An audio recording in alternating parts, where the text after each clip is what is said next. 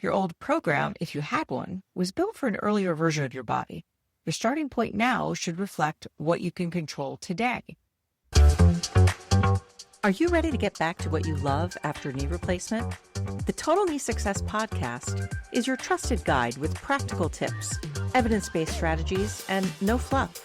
It's not personal medical advice, just solid education to help you manage pain, regain mobility, and get back to living the life you love. Let's dive in. Welcome back to the Total Knee Success Podcast. I'm Michelle. Returning to the gym after knee replacement can bring a new set of questions. You may have finished formal physical therapy, or you may be close to finishing, and the familiar structure is changing. In therapy, someone selected the exercises, watched your form, adjusted the load, and helped you decide when you were ready for the next step. At the gym, you're surrounded by machines, benches, weights, and bicycles, but choosing where to begin is now up to you. By the end of this episode, you'll have a general framework for returning to gym training. We'll look at how exercise choice, load, and range can change an exercise, how symptoms may guide adjustments, and questions that may help you choose an appropriate starting point. This episode provides general education, not an individualized gym program. If you have restrictions, complications, significant balance concerns, or questions about whether an exercise fits your situation, check with your surgeon or physical therapist before using it. Rehabilitation and independent training serve different purposes. Rehab is designed around specific impairments and functional goals. Your physical therapist may be training you or helping you improve knee bend, quadriceps activation, walking, stairs, balance, or movement that might be limiting you. Independent gym training has a broader purpose. It helps you continue developing strength, endurance, balance, and physical capacity after the most supervised phase of your rehab has ended. Many people return to the gym before their knee or operated leg feels completely normal. Many people return to the gym while their knee still feels stiff at times. Their operated leg remains weaker, or certain movements are not yet smooth. Current research shows that people often report meaningful improvement in the first few months after total knee replacement, while performance-based function and strength may follow a slower or more variable course. That's one reason continuing to train can be extremely useful. The surgery changes the joint. It doesn't automatically rebuild every muscle or restore every physical skill. If you've reached the point where returning to the gym is an option, great job. Getting this far took time and effort, and you can continue building from here without rushing the next step. Kudos to you for making this excellent health decision. Remember, your starting point may need to be modified after a complication, with another joint problem, with a heart or lung condition, when balance is limited, or while postoperative restrictions remain. Permission to return to the gym does not mean every machine, movement, range, or load is appropriate for you. Any remaining restrictions should guide the movements, machines, ranges, and loads you first use. When you first walk back into the gym, resist the urge to recreate the workout you used years ago. Your old program, if you had one, was built for an earlier version of your body. Your starting point now should reflect what you can control today. That may mean fewer exercises, less resistance, a smaller range, and longer rests than you remember. None of these choices make the session less valuable. They make the information from the session easier for you to interpret and make a change for the next session. Machines and free weights can both be useful. A machine guides the path of the movement and often provides a stable seat or back support. That can make it easier to focus on one pattern without also managing a weight through space. Machines can be especially helpful when you're rebuilding confidence, working one leg at a time, or learning how your knee responds to resistance. The limitation is that the machine decides much of the path. Its seat, pivot point, and range may not fit everyone's body. A machine can feel awkward even when the exercise itself is appropriate. Many machines allow the seat and starting position to be adjusted before resistance is added. Because the fit varies by person and by machine, an awkward or forced position is a reason to stop and ask a trained gym staff member for help, rather than pushing through it and causing pain. Free weights allow more freedom and can resemble daily tasks, but they also require more balance, coordination, and control. Holding dumbbells during a squat, split stance, or step up changes the task immediately You're not only moving your legs, you're controlling the weight, your trunk, and your position in space. Free weights may be a later progression for some people and an early option for others who already move confidently. Cardiovascular equipment can provide a useful entry point. A stationary bicycle may be quite familiar from a rehab visit and allows repeated knee motion without the impact of walking. Seat height changes how much your knee bends. A higher seat usually requires less bend, while a lower or closer seat requires more. For many people, a seat position that promotes smooth revolutions without lifting the hip or forcing your knee is a useful starting point. Resistance is often kept light during the initial trial so you can observe the movement and symptom response before considering progression. A recumbent bicycle offers a wider seat and back support. A lot of times that's more comfortable. Some people feel more secure there, especially when balance or standing endurance is limited. And if you're sitting on a tall seat of an upright bike, it can feel a little bit like you're up high and sort of out there. The position may also make getting on and off a little bit easier. I know sometimes I'll have someone step up on a stool before they get onto a regular stationary bike, and that's not always available at a gym. Treadmill walking can be useful when you already walk safely on level ground. Many people use a slower pace while becoming familiar with the moving belt. For some people, a treadmill can increase fall risk, and it can be especially challenging when the moving belt is unfamiliar. For this reason, I usually recommend walking on a track or a predictable outdoor surface for most people early on, unless the treadmill is their regular exercise of choice and they were quite used to it before surgery. The rails can help with getting on and off and using them during the walk for a little bit of balance. But if you're walking and relying heavily on the rails, that may change your posture and make it harder to judge whether the speed is actually manageable for you. If you're unsure whether treadmill walking is appropriate for you, I encourage you to talk with your physical therapist for this one. An elliptical reduces the repeated foot strike of walking, but it requires balance, coordination, and enough knee and hip motion to follow the machine's path. It is not automatically easier because it feels smooth. In fact, it can be a surprisingly challenging cardiovascular workout for many. Begin only when you can sit on and off it safely and choose a short trial before increasing resistance or duration. A rowing machine combines knee bend, hip motion, trunk control, and some pulling exercise with the arms. The sliding seat can require more knee flexion than you'd expect, and fatigue may lead you to push too far forward.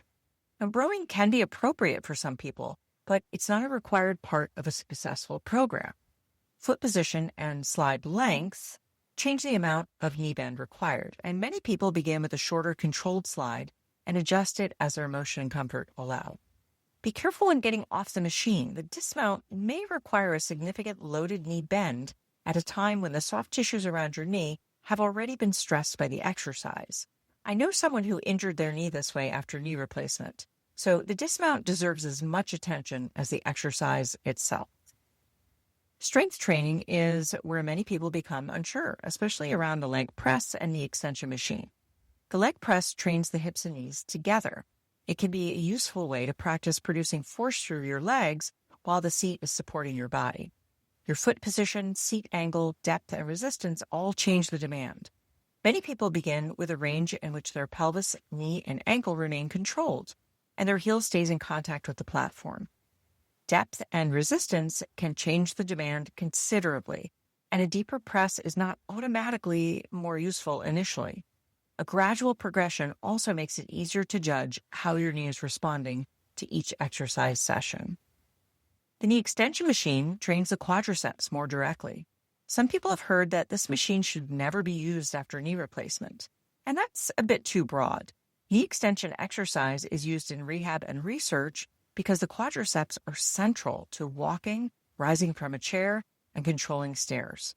The important questions are whether knee extension exercise fits your current stage and any restrictions, what range and resistance are appropriate, and how your symptoms respond. The hamstring curl works the muscles behind the thigh. It may be performed seated, lying down, or standing, depending on the equipment. Machine fit and movement control can change how a hamstring curl feels. The pad and pivot often need to be adjusted before resistance is added. Calf raises support walking and push-off. Many people begin with both feet and stable hand support. As strength improves, the range can increase or more of the work can shift to one leg. Squats do not have to begin deep or with a barbell. A sit-to-stand from a firm bench is one functional example of a squat pattern. A higher surface reduces the amount of knee bend and force required. Possible progressions include changing the surface height, slowing the lowering phase, adding resistance, or shifting more work toward one leg. Changing only one variable at a time makes the effect easier to observe and adjust. Lunges and split stance exercises ask each leg to work differently. They can help with stair function, getting down toward the floor, and controlling forward movement, but they also require balance and knee control. For some people, a supported split squat is a more manageable start option than a walking lunge, which can be quite challenging after knee replacement. Stable hand support, a shorter stance, and a smaller movement range can reduce the balance and control demands while performing the exercise. Step-ups are another practical choice because they connect strength with stair function. Step height, foot placement, direction, and repetitions all change the demand of a step-up. Many people begin with a lower step and focus on a controlled ascent and return. Changing only one variable at a time, again, makes it easier to identify which changed caused the response that you have after the exercise. Hip strengthening is often included in exercise programs after total knee because your hips help control your pelvis and leg during walking, stairs, and balance tasks. Depending on your current ability, that may include standing hip abduction with a band, sidestepping, bridges, or machine-based hip work. Balance practice may be as simple as standing on one leg near a stable support, practicing controlled weight shifts, or using a split stance. Unstable surfaces are not required to make balance training useful. When starting a gym exercise program, choosing the starting load is less dramatic than many people expect. Many people begin with resistance that allows a consistent movement pattern from the first repetition to the last. Breath holding, jerking the weight, unexpected shortening the movement, or shifting most of the effort to the other leg can indicate that the resistance that's chosen or the exercise setup needs to be adjusted.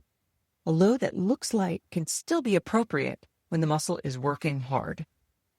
It can be hard to stay patient when the weight looks light, but control gives you a better foundation for the next progression. Range of motion is another training variable. Many people do not use a machine's full available range on the first day. A controlled starting range may gradually increase as knee bend, confidence, and strength improve. Forcing a larger range while the rest of your body twists around it doesn't create a better movement at all.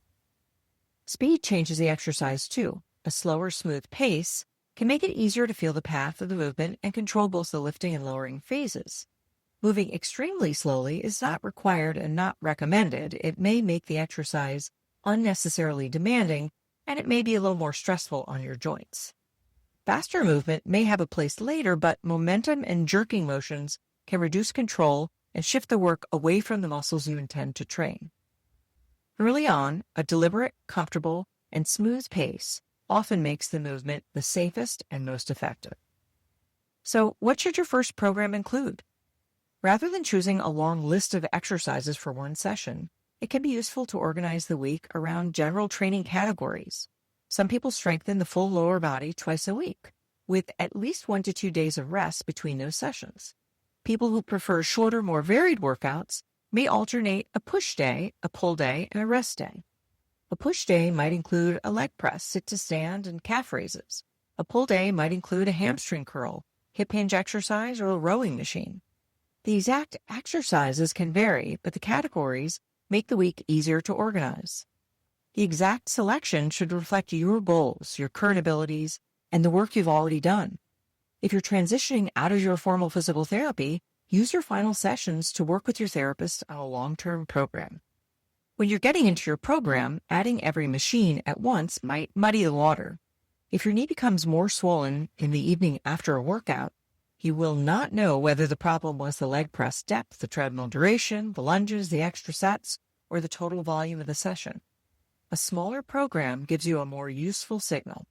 Once the response is acceptable, add one variable and then observe again. During exercise, many people notice muscle fatigue, warmth, or effort. Some may also notice mild discomfort, but its meaning depends on the person, the exercise, the time since surgery, and the clinical situation.